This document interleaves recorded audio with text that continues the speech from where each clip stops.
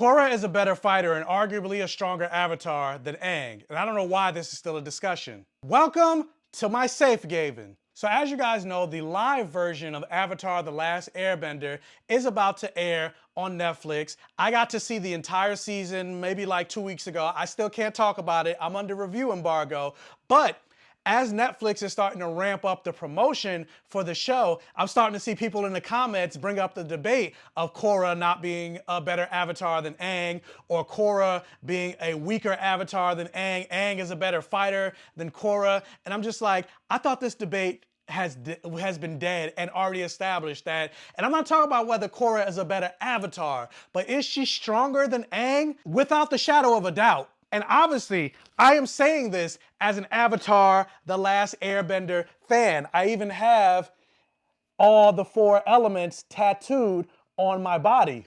And I cosplayed as Avatar Aang at New York Comic Con. So when you ask me which series do I prefer The Last Airbender over Legend of Korra, even though I do also really enjoy Legend of Korra. Now, once again, let me say this because people on the internet don't seem to listen.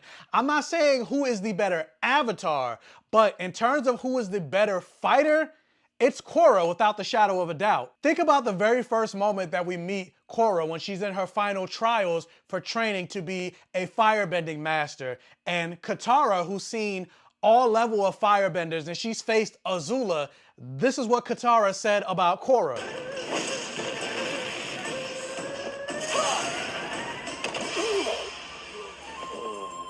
She's strong. And not only that, but we've seen from the beginning that Korra has always had an affinity for the 3 elements and kind of was a proficient master of the 3 elements before she even officially started training. It was just that she had a problem with airbending. But even when she finally did learn airbending, she was able to break out of Amon's bloodbending without even going into the avatar state.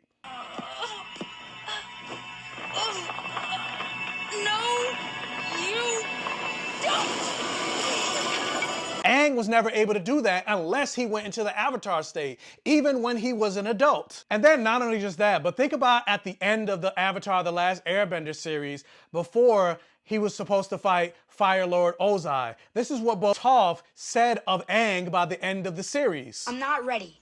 I need more time to master firebending. And frankly, your earthbending could still use some work too. Then not only just that, but people love to bring up that, you know, the fight in season 2 where she lost the connection to all the avatars, or how she got beat up by Kuvira, or how she got beat up by Amon, or Zahir in the Red Lotus. It's like, yeah, she was constantly fighting prodigies in bending, fighting prodigies, people that can do things that nobody was able to do prior to them. Even Zuko said this of the Red Lotus. The idea, the power these criminals possess. Individually, they could take down any bender. Put them all together, they could take down the entire world. Remember another prodigy that was in Avatar: The Last Airbender, which was Azula?